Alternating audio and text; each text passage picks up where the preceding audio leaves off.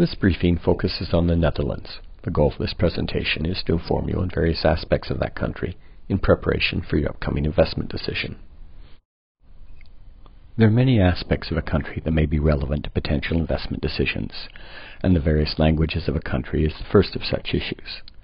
Similarities and/or differences in languages can have a substantial impact on a firm's ability to communicate with local customers, suppliers, and even employees. While most Australians will be aware that Dutch, a language most closely related to Afrikaans and Low German, is the primary language for approximately 80% of the Netherlands population, they may not be aware that Dutch and English share a common origin and are classified in the same language subgroup, closer to each other than, say, English and French. Nevertheless, this language is different enough from standard Australian English that while there are many similar words, Australians would not be able to read or speak it without training. Fortunately, there is a tradition of learning foreign languages in the Netherlands, and about 70% of the total population have a good knowledge of conversational English. A second issue which can influence a firm's ability to conduct business in a foreign country is the dominant religion. Religion has a potentially powerful impact on people's value systems and can influence how they behave and interact with one another. In terms of religious affiliation, there are many similarities between Australia and the Netherlands. Similar to Australia, the Netherlands has a reasonably heavy skew to a range of Protestant denominations. However, the Netherlands also has a much higher proportion of Roman Catholic adherents, almost double the level of Australia. A third factor which may influence a company's ability to conduct business in a foreign country is the level of industrial development.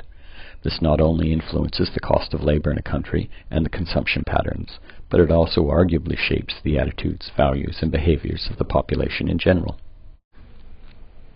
In terms of the level of economic and industrial development, Australia and the Netherlands are very similar. This holds true whether you measure it in terms of GDP per capita or the prominence of the service sector. Yet despite these obvious similarities, there are also substantial differences between Australia and the Netherlands. Most notably among these differences is the larger size of the manufacturing sector in the Netherlands and a much more lower level of motor vehicle ownership, despite reasonably similar levels of urbanization. A fourth important issue is the similarities and/or differences in the educational systems of countries. The education systems for the Australian and Netherlands are of similar high quality, with literacy rates approaching 99% for both countries. However, within the Netherlands, schools may often ask for larger and more frequent parental contributions for public education. Tracking is also more common in the Netherlands. Starting at 12 years of age, students are selected for different tracks of education. A fifth critical issue with respect to doing business in another country is similarities and/or differences in the legal and political systems.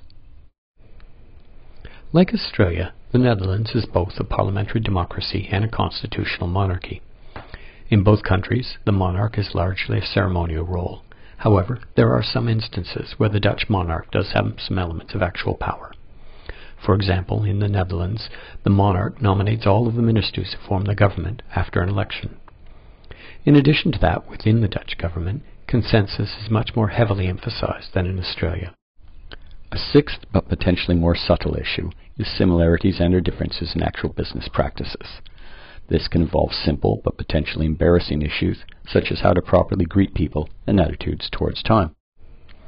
As similar European cultures, there is a large overlap between Australian and Dutch business practices. As in Australia, Dutch business attire tends to be conservative. Also, they like to neither give nor receive large gifts, which might be interpreted as bribery.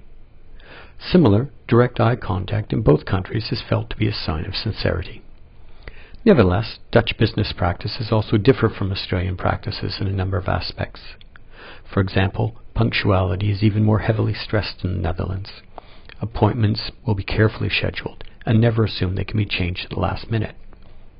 In conversation, the Dutch may also criticize Australian policies, but remember that in Dutch culture, a critical approach is a sign of involvement rather than rejection. The seventh and final issue is the broader set of cultural values which are commonly shared by a large portion of a country's population. Countries can vary in terms of the emphasis placed on individuality versus conformity, the attitudes towards uncertainty and ambiguity, the attitudes towards authority and social inequities, and not least, attitudes towards how gender roles are allocated in society. The Dutch, as is true with Australians, are primarily an individual-focused culture, although the Dutch are slightly more group-oriented. They also tend to have nearly the same level of uncertainty avoidance, meaning that both cultures are relatively comfortable with ambiguity. However, within the Netherlands, equality between genders is far more heavily emphasized. This concludes our brief presentation on